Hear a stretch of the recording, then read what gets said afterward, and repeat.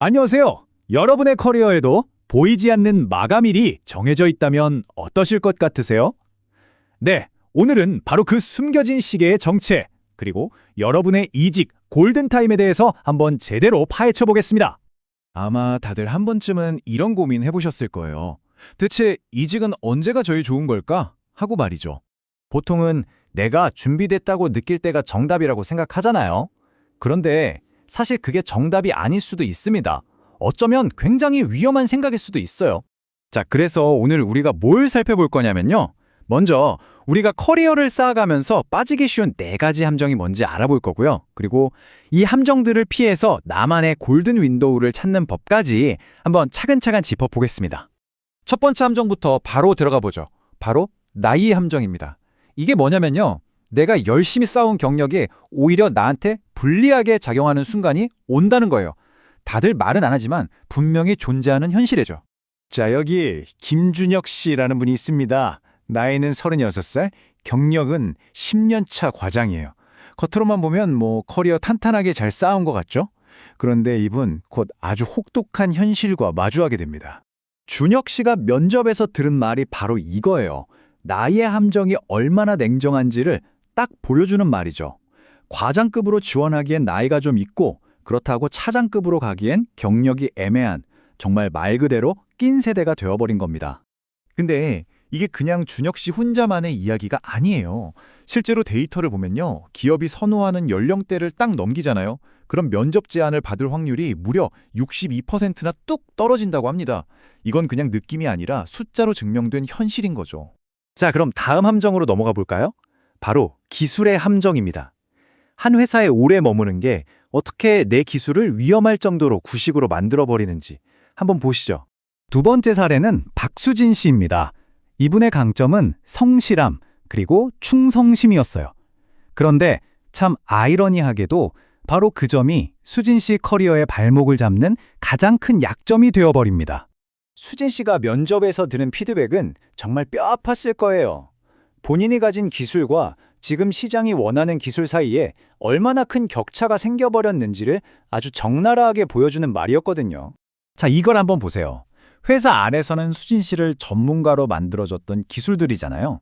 근데 이직 시장에 나와 보니까 이게 다 옛날 기술 취급을 받는 거예요. 자바팔이나 오라클 DB 같은 것들요.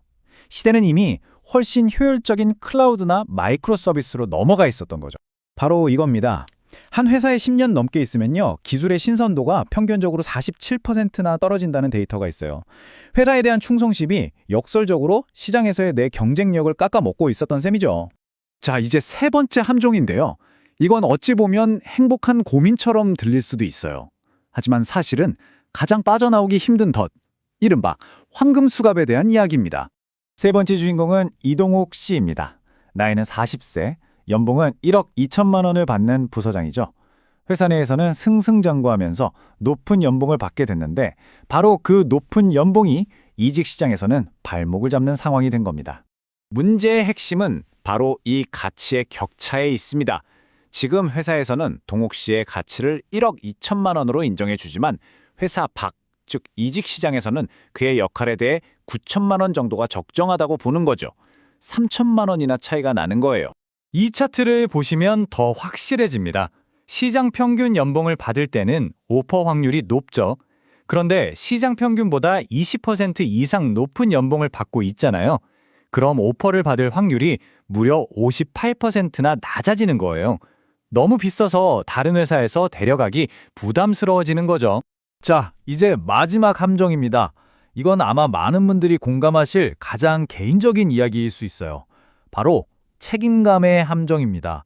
삶의 무게가 늘어날수록 어떻게 내 커리어의 발목을 잡게 되는지에 대한 이야기죠. 마지막 주인공은 정서연 씨입니다. 44살, 관리자이자 한 가정의 생계를 온전히 책임지고 있죠. 서연 씨의 어깨에는 커리어 성장이라는 목표도 있지만 그보다 훨씬 더 무거운 현실의 무게가 올려져 있습니다. 이 숫자를 한번 보세요.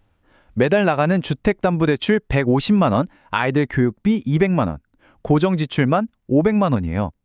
비상금이 3천만 원 있긴 하지만 만약 이직 과정에서 몇 달이라도 수입이 끊긴다면 버티기가 힘든 거죠. 3개월만 수입이 없어도 가족의 생계가 흔들릴 수 있는 아슬아슬한 상황인 겁니다. 이게 그냥 감이 아니에요. 데이터를 보면요. 외벌이 가장은 맞벌이나 1인 가구에 비해서 이직을 시도하는 비율이 71%나 낮다고 합니다. 눈앞에 더 좋은 기회가 아른거려도 현실의 무게 때문에 섣불리 움직일 수가 없는 거죠. 자, 이렇게 4가지 무서운 함정들을 살펴봤는데요. 그럼 도대체 어쩌라는 거냐? 해결책은 뭐냐? 이게 제일 궁금하시겠죠? 이제부터 이 모든 걸 종합해서 그럼 우리는 어떻게 완벽한 이직 타이밍을 잡을 수 있을지 그 전략을 한번 알아보겠습니다. 자, 이 타임라인이 오늘 이야기의 가장 중요한 핵심이라고 할 수 있습니다. 우리 커리어의 기회의 문이 언제 활짝 열리고 또 언제 서서히 닫히는지를 한눈에 보여주거든요. 30살에서 33살.